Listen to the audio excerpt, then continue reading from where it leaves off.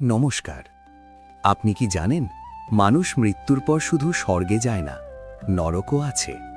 নরক কোনো কল্পকাহিনী নয়, নরক হল মানুষের নিজের কর্মের ফল।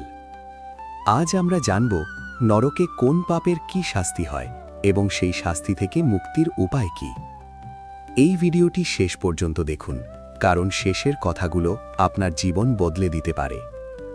হিন্দু ধর্মে নরক মানে শুধু আগুন আর যন্ত্রণা নয়, নরক হল আত্মার শুদ্ধিকরণের স্থান, যেখানে মানুষ নিজের করা পাপের ফল ভোগ করে।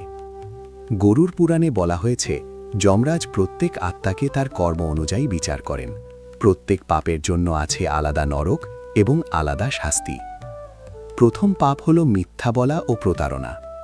যারা সারা জীবন মিথ্যা কথা বলে, মানুষকে ঠকায়, বিশ্বাস ভাঙে, তাদের পাঠানো হয় তামিশ্র নরকে। এই নরকে চারদিকে শুধু অন্ধকার, ভয় আর অনুশোচনা। আত্মা তখন বুঝতে পারে সে জীবনে কত বড় ভুল করেছে। দ্বিতীয় পাপ হল অন্যের কষ্টে আনন্দ পাওয়া। যারা দুর্বল মানুষকে কষ্ট দেয়, অন্যের ক্ষতি করে সুখ পায়, তারা যায় অন্ধ তামিশ্র নরকে। এই নরকে নেই কোনো আলো, নেই কোনো আশা, শুধু ভয় আর একাকিত্ব। তৃতীয় পাপ হল নিরীহ প্রাণী হত্যা ও নিষ্ঠুরতা। যারা বিনা প্রয়োজনে প্রাণী হত্যা করে, নিষ্ঠুর আচরণ করে, তাদের জন্য আছে কুম্ভীপাক নরক। এখানে আত্মাকে ফুটন্ত তেলে ফেলা হয়। যেমন কষ্ট সে অন্য প্রাণীকে দিয়েছিল, ঠিক তেমন কষ্টই তাকে ভোগ করতে হয়। চতুর্থ পাপ হল চুরি, ঘুষ ও অন্যায়ভাবে সম্পদ অর্জন।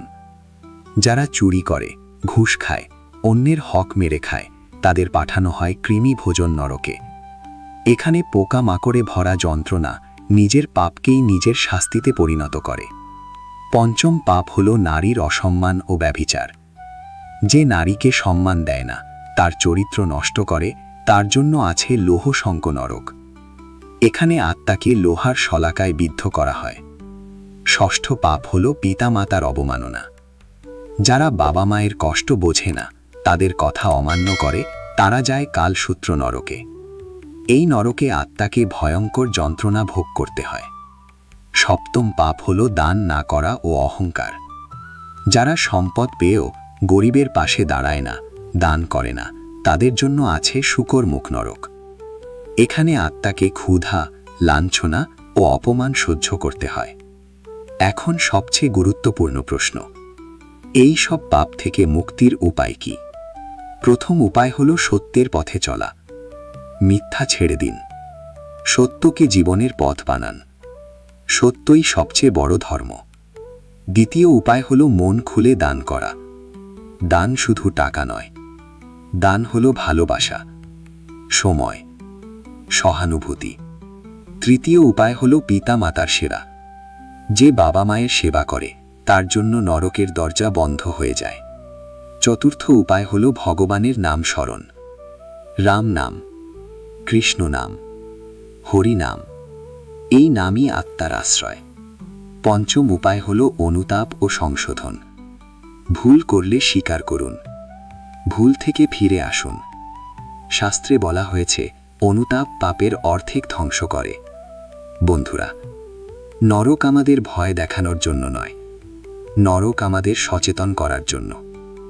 আজ যদি আমরা ভালো কাজ করি, আজ যদি আমরা অন্যায় ছেড়ে দিই, তাহলে নরক আমাদের জন্য নয়।